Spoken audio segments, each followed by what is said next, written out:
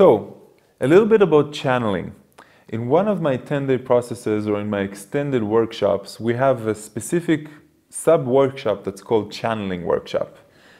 Everyone channels. We usually channel our higher self. We channel through our intuition. Now, when we say channeling, many people think about full trance channeling. That's not what I'm talking about. This is for very gifted people. One might work up to that, but it also requires a specific DNA and a specific role to play in this lifetime. What I'm talking about is being able to connect with energy of specific things, of other people, of other entities, and work with that. Meaning you first connect, and then you're gradually learning to listen more. Now, the first thing I do in the channeling workshop is I just play a song, and in that song I have different channels, different musical instruments, and I ask the participants to just listen to one instrument each time. The same thing happens in our mind. Our mind always listens to many different channels. Our mind is like a television set playing all the different channels together. And we don't understand when it is our higher consciousness that is speaking to us, when it is our mind. Think about this. A lot of time when you remember something, it's associative memory. Meaning I tell you the color green and you think about a plant. I'll tell you about drinking wine and you'll think about a fancy restaurant. That's associative. Other times we have ideas, concepts, other times we have solutions, and we don't really know where they come from. They come like a thought. They usually come when we don't really think about it.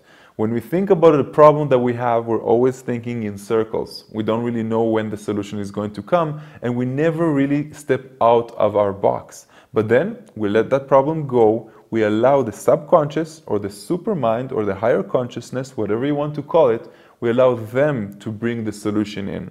We can do it consciously or we can do it unconsciously. Sometimes all it takes is for us to go for a stroll around the block with our dog, completely forget about the problem we had, and then we get the solution. And sometimes, like with me, I just let everything go and I allow my higher consciousness to bring it to me.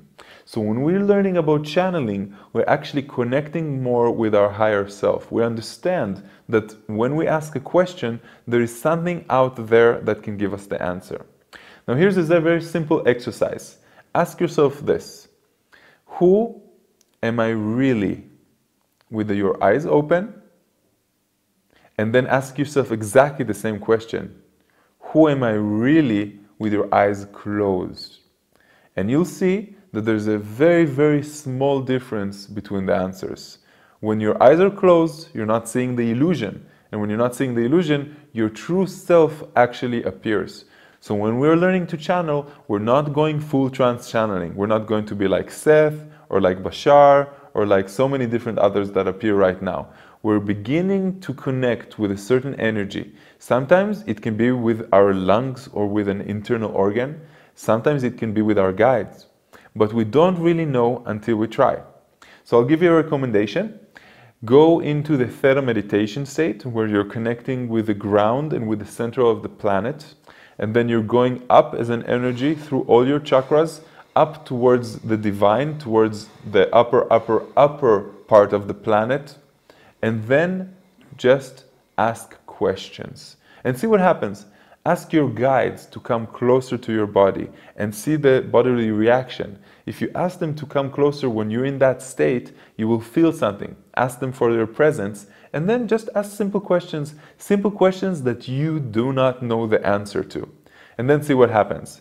Most of the time, you will see that your mind interferes. Your mind thinks it knows the question. But with time and persistence, you will see that there's a shift and suddenly you're getting different answers and you will begin to distinguish the different energy that is your mind or something else that you're beginning to channel. Now, channeling is a great resource for answers. It's a great resource for downloads. But if your mind continuously interferes, you have to tell the mind, this is the time for you to step aside and allow me to do my thing. It's just a game. There's no winners, there's no losers. You cannot fail just trying. And this is something that's very important because when we have an ego, we're afraid of failing. We're afraid of failing the channeling exercise. We're afraid of failing so many different things in life. So when you do this type of stuff, go open-minded, say everything's okay, there's no way for me to fail if I'm just trying. Just the intention of wanting to channel something else any type of energy, just the intention itself begins the whole process, and then it becomes much easier for us. If you like this video, I have lots more content. If you really like it, share it on your Facebook or just give me a thumbs up. And so thank you very much for watching me.